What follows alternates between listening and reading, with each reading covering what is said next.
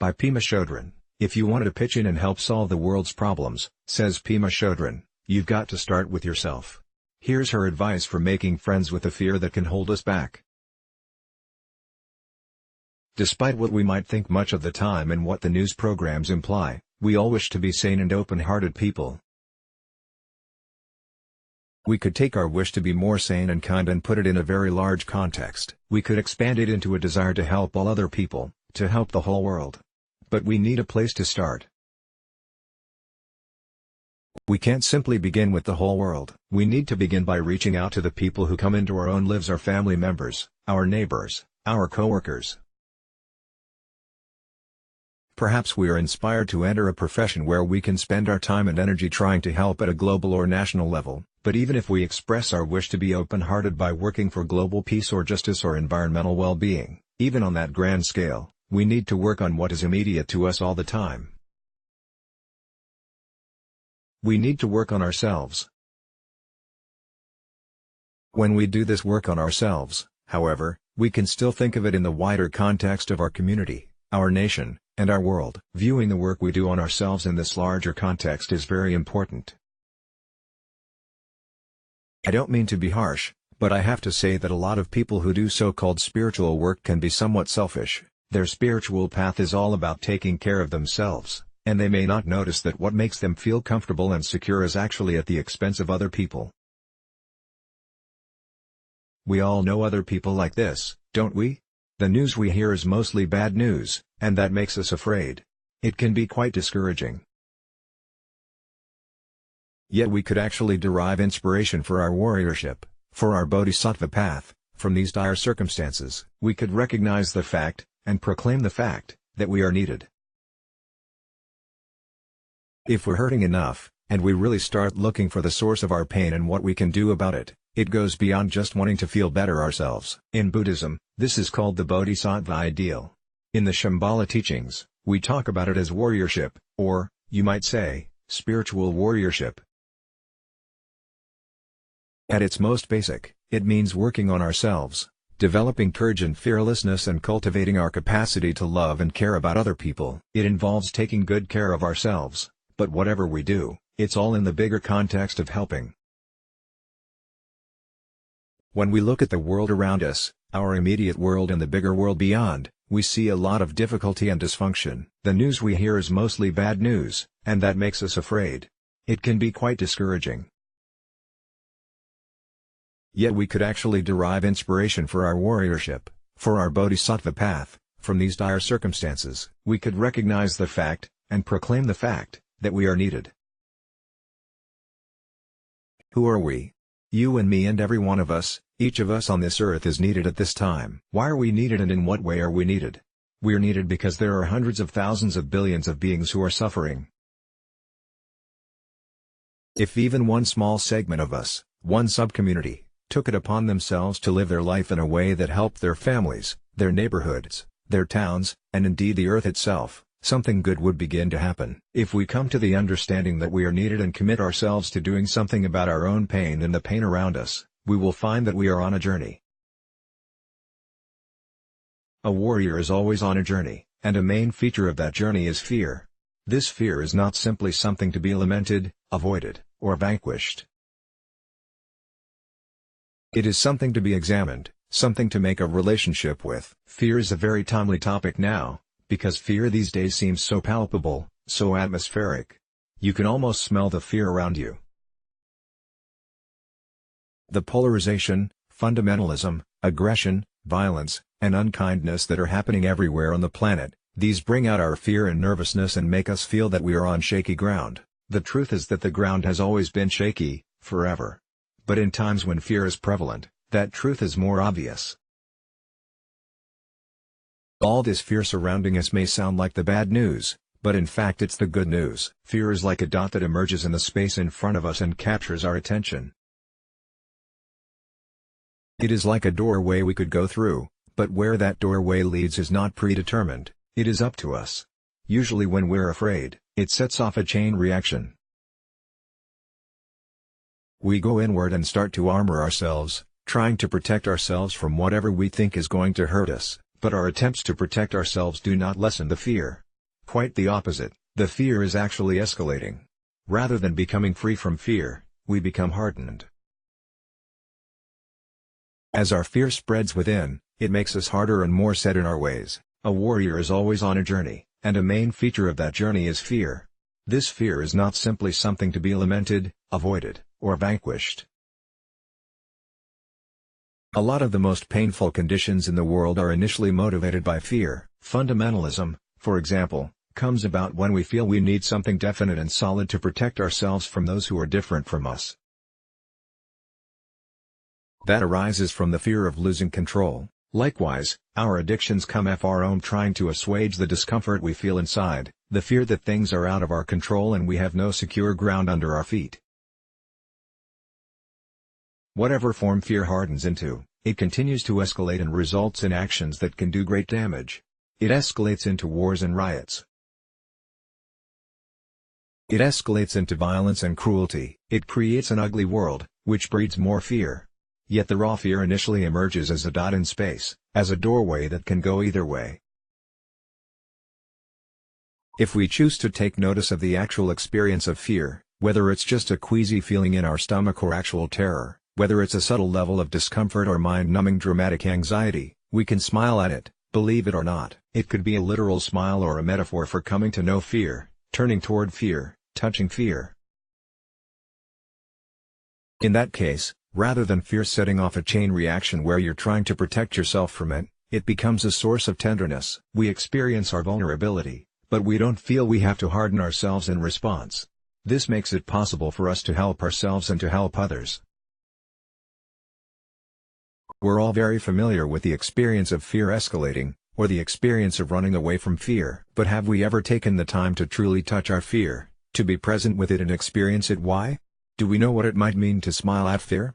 About a year ago, I was traveling on an airplane and the man who was sitting next to me had just finished his copy of Time magazine and he asked me if I wanted to read it. I started leafing through it and stumbled upon an article on fear. It said that scientific tests have proved that people are more afraid of uncertainty than they are of physical pain. Wow, I thought, that gets right to what I've been saying about the basic queasiness that leads us to all kinds of self-destructive and other destructive habits, about the whole chain of events that emerges from our fear of uncertainty, of not knowing what in the world is happening or what is going to happen. All this emerges from wanting to get it safe and secure and comfortable. I've done a lot of observing of myself, my friends, and other people, trying to see how this nervousness about uncertainty happens to us and what it leads to. It's interesting to explore what happens with our bodies, our speech, and our mind.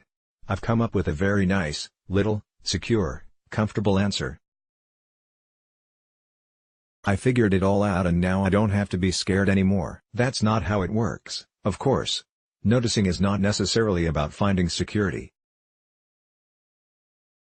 What I've noticed is that there are two main ways that fear of uncertainty affects us, at least initially. One is that we speed up and the other is that we get very lazy. Once in my small retreat cabin, when I was feeling uncertain and anxious, I looked at the experience. I was like a ping-pong ball bouncing around. There are only 2 rooms in this cabin, but there I was bouncing around from one room to the other, starting something and then not even halfway through it, bouncing over to something else. I was all by myself in the wilderness and yet I was filling the space with all of this frantic activity. As I've talked about this experience with people, many of them share their experiences of how a basic level of nervousness causes them to speed around even in their own homes, bouncing from room to room and task to task and never quite finishing anything. People talk about going back and forth between one thing and another, emailing and calling people on the phone. They start projects that get half done at best, and they rush all over the place, complaining the whole time about how much they have to do. But, in fact, the most threatening thing would be having nothing to do. The very first step, and perhaps the hardest, is developing an unconditional friendship with oneself. Lazy is the other way to go. It is the opposite of speed, and yet these two seeming opposites are both about the same thing, avoiding being present with our fear of uncertainty. In the case of laziness, you become completely paralyzed, You can't get yourself to do anything because the underlying uncertainty and nervousness is so great. You procrastinate. You feel unworthy. The laziness has a frozen quality. You don't move. You become a couch potato, or you spend hour after hour on the computer, not as a form of speediness but just distracting yourself, trying not to feel what's underneath what you're feeling, trying to avoid touching the uncertainty and uneasiness.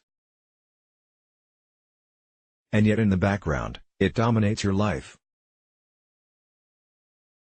What Chogyam Trungpa Rinpoche taught about the underlying, fundamental uncertainty, which scientific tests now prove is more frightening to us than physical pain, is that the very basis of the fear itself is doubting ourselves, not trusting ourselves. You could also say it is not loving ourselves, not respecting ourselves. In a nutshell, you feel bad about who you are. So the very first step, and perhaps the hardest, is developing an unconditional friendship with oneself. Developing unconditional friendship means taking the very scary step of getting to know yourself. It means being willing to look at yourself clearly and to stay with yourself when you want to shut down. It means keeping your heart open when you feel that what you see in yourself is just too embarrassing, too painful, too unpleasant, too hateful. The hallmark of this training in spiritual warriorship, in the Bodhisattva path, is cultivating bravery. With such bravery you could go anywhere on the earth and be of help to other people because you wouldn't shut down on them. You would be right there with them for whatever they were going through, but the first step along this path is looking at yourself with a feeling of gentleness and kindness, and it takes a lot of guts to do this. If you've tried it, you know how difficult it can be to stay present when you begin to fear what you see. If you do stay present with what you see when you look at yourself again and again, you begin to develop a deeper friendship with yourself. It's a complete friendship, because you are not leaving out the parts that are painful to be with. It's the same way you would develop a complete friendship with another person. You include all that they are. When you develop this complete friendship with yourself, the parts you're embarrassed about, as well as the parts you're proud of, manifest as genuineness. A genuine person is a person who is not hiding anything, who is not conning themselves. A genuine person doesn't put up masks and shields.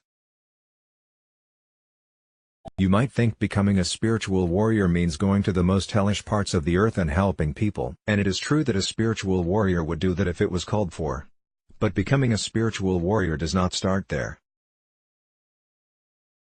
We know what it's like to look at someone and feel we are just seeing their mask, that we're not really seeing their genuine heart, their genuine mind. Their speed or their laziness, their fear, takes the form of a mask.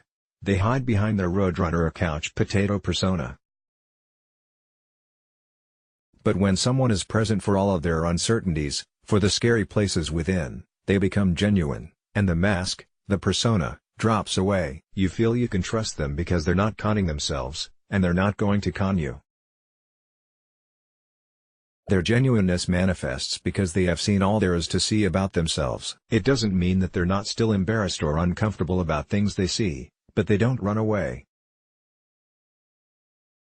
They don't avoid experiencing what they are feeling through some form of suppressing, like drinking, drugs, or another addiction. They don't become fundamentalist to avoid feeling what they feel about themselves.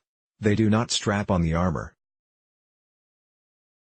When we wall ourselves off from uncertainty and fear, Trungpa Rinpoche said that we develop an iron heart. When someone develops a true friendship with themselves, the iron heart softens into something else. It becomes a vulnerable heart, a tender heart. It becomes a genuine heart of sadness, because it is a heart that is willing to be touched by pain and remain present. You might think becoming a spiritual warrior means going to the most hellish parts of the earth and helping people. And it is true that a spiritual warrior would do that if it was called for, but becoming a spiritual warrior does not start there. It must begin with the determination that you want to really know yourself completely and utterly, so that you don't have any private rooms and nooks and crannies that you're concealing. You can't become a warrior who helps others to find themselves if you are not making that journey yourself. The journey needn't be completed, but you must have started down the road of encountering your fear. Once I was staying in close quarters with a friend who was really angry at me. It was the equivalent of being trapped on a Greyhound bus for a couple of months together, me, my friend, her anger, and my feelings of inadequacy. I tried everything to get her to like me again, but she just became angrier and angrier until she refused to talk altogether. That's one of the most uncomfortable places to end up in with someone you are trying to get to like you again, because you're getting nothing back. This situation intensified to the point where I realized that my whole personality, everything I did, the whole way I related to people, was based entirely on avoiding feeling bad about myself. I strove to hide behind a mask that others would love and would therefore cause me to love myself. That plan did not work.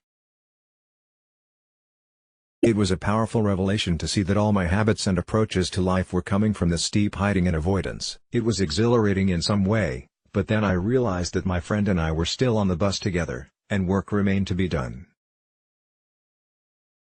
Life is like that. You have your insights, but the challenge remains. What produces a genuine person is being open to not feeling okay. I had heard the phrases unconditional friendship and genuine heart of sadness before, but at that point they began to make real sense to me. What produces a genuine person, I realized, is being open to not feeling okay. It means to be open to everything, to all the honors as well as the beauties of life, to the whole extraordinary variety of life. I began to realize that this whole mess the human race is in, the fact that we don't take care of the planet and we don't take care of each other, the wars, the hatred, the fundamentalism, all actually come from running away. Individually, collectively, we are trying to avoid feeling bad about ourselves. Once you start to look at it this way, to smile a bit about this fear instead of letting it escalate, you realize that going about things this way is a bunch of bullshit. Wait a minute here, you might think, what's going on? Seemingly, it's just me. But me seems to be being pretty hard on me. What's up with that? When I was stuck with my friend, I started to see behind it all. A smile crossed my face. If I allow myself to look at what hurts, I find a genuine, open heart. The business of avoiding who we are is a game that never needed to begin in the first place. That's worth a smile. It was a very fortunate bus ride. My companion never did really like me, but in that situation she became my teacher. When none of my cute words and jokes and compliments worked, I had to deal with what was under all of that, someone being harsh with themselves for no good reason. It takes guts to get to that place.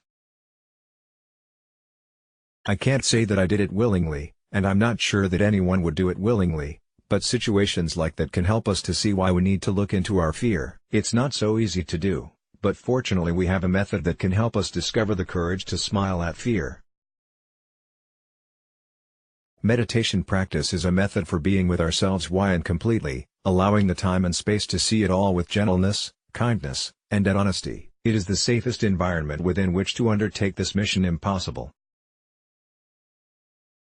And when meditation practice has helped us to be honest and courageous enough to know ourselves in a deep way, we can begin to extend out and help others, because the things outside of us that appear threatening seem that way because of the fear within, the fear we have been reluctant to look at. The things that unnerve us, that trigger feelings of inadequacy, that make us feel that we can't handle it, that we are not good enough, lose their power over us when we learn to smile at fear.